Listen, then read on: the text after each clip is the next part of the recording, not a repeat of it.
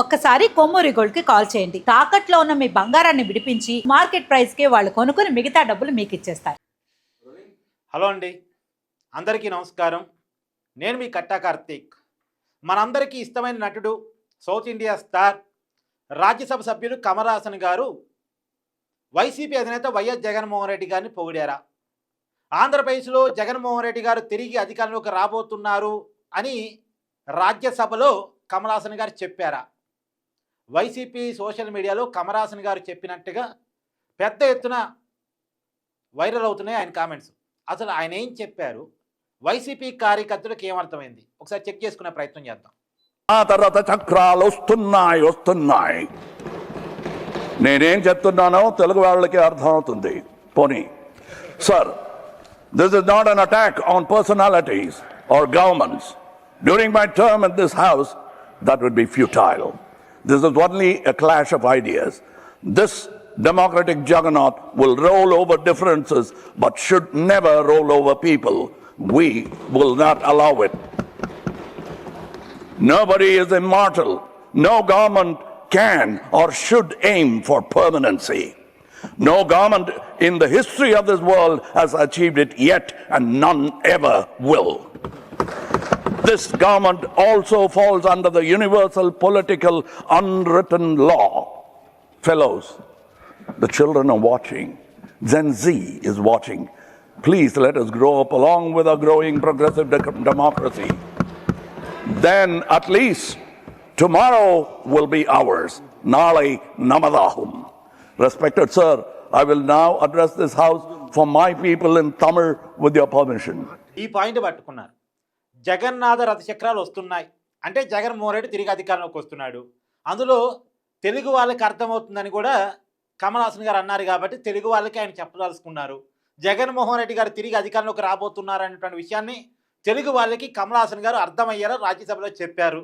ఇది వైసీపీ కార్యకర్తలు పెద్ద ఎత్తున వైరల్ చేసుకుంటున్నారు. కానీ జగన్నాథ రథచక్రాలు వస్తున్నాయి అనేటువంటి పదం మన తెలుగు కవిత్వంలోది, మన తెలుగు రచయిత శ్రీశ్రీ గారు రాసింది. అందుకనే తెలుగు కవిత కాబట్టి, తెలుగు రచయిత రాశాడు కాబట్టి, మన తెలుగు వాళ్ళందరికీ తెలిసినటువంటి కవిత కాబట్టి తెలుగు వాళ్ళకి అర్థమవుతుందని కమల్ హాసన్ గారు చెప్పారు.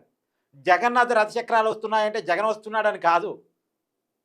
పూరి జగన్నాథ టెంపుల్ ఉంది కాబట్టి పూరిలో జగన్కి టెంపుల్ కట్టారని కాదు. జగన్నాథుడు అనే దేవుడు ఉన్నాడు కాబట్టి జగన్ దేవుడు అని కాదు. జగన్నాథుడు వేరు, జగన్ వేరు. అదో శ్రీశ్రీ గారి కవిత్వం రాసే నాటికి జగన్మోహన్ రెడ్డి గారు రాజకీయాల్లో లేరు. ఎక్కడ జగన్మోహన్ రెడ్డి గారు, ఎక్కడ శ్రీశ్రీ, ఎక్కడ కవిత్వం? కమల్ హాసన్ గారు ఆయన కవితను కోడ్ చేశారు. అసలు కమల్ హాసన్ గారి కామెంట్స్ అర్థమయ్యాయా? కమల్ హాసన్ గారు రాజ్యసభలో చెప్పదలుచుకుంది ఏంటంటే, ఎవరూ పర్మనెంట్గా అధికారంలో ఉండరు. ఇవాళ అధికారం వేలది కావచ్చు, రేపు ఇంకొకరిది కావచ్చు. మేమే పూర్తిగా అధికారం ఉంటాము, శాశ్వతంగా మేమే పాలకులు అని ఎవరైనా భావిస్తే అంతకన్నా భ్రమ ఇంకోటి ఉండదు. కావాలంటే చరిత్ర చూసుకోండి. యువత మన చూస్తూ ఉంది. యువత ప్రగతిశీల ప్రజాస్వామ్య సమాజాన్ని కోరుకుంటా ఉంది. ఇవాళ నా పోరాటం వ్యక్తుల మధ్య కాదు, వ్యక్తులతో కాదు. నా పోరాటం ఐడియాల మధ్య, సిద్ధాంతాల మధ్య, విధానాల మధ్య, ఐడియాల మధ్య, ఆలోచనల మధ్య యుద్ధం జరగాలి తప్ప వ్యక్తుల మధ్య యుద్ధం జరగటానికి వీల్లేదు. జగన్నాథుడు రథచక్రాలు కూడా ప్రజల్ని తొక్కడానికి వీల్లేదు. ఆలోచనలు మాత్రమే తొక్కాలి. అంటే కొన్ని ఆలోచనలు తొక్కేసేయాలి, కొన్ని ఆలోచనలు మాత్రమే నిలబడాలి. ఏవైతే తప్పుడు ఆలోచనలు, తప్పుడు విధానాలు, తప్పుడు సిద్ధాంతాలు ఉన్నాయో అవన్నీ తొక్కేయబడాలి. మంచి అన్నది నిలబడాలి అన్నట్టుగా ఒక ప్రగతిశీల ప్రజాస్వామ్య సమాజం కోసం మనం పోరాడాల్సిన అవసరం ఉంది. ఇది కమల్ హాసన్ గారు చెప్పిన మాటలు. ఎంత డెప్త్ మీనింగ్ ఉందండి ఆయన చెప్పిన మాటల్లో.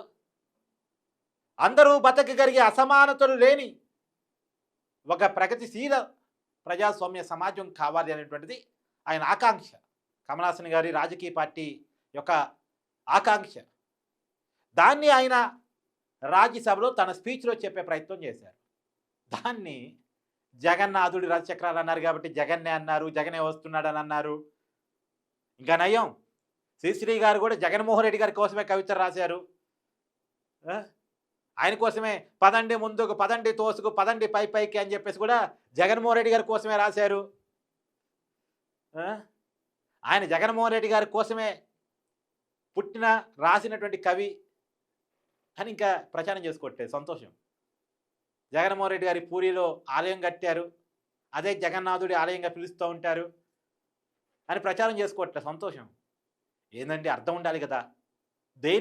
దేనికి ముడిపెట్టాలి, దేన్ని ప్రచారం చేసుకోవాలి, దేన్ని ప్రచారం చేసుకోకూడదు, ఒక అర్థం ఉండాలి కదా. దీనివల్ల ఎవరు పరువు పోయింది? జగన్మోహన్ రెడ్డి గారి పరువే పోయింది.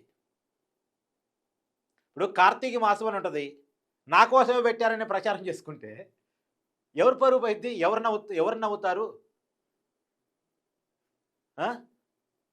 కాబట్టి మనం ప్రచారం చేసుకోవడానికి కూడా అర్థం ఉండాలి.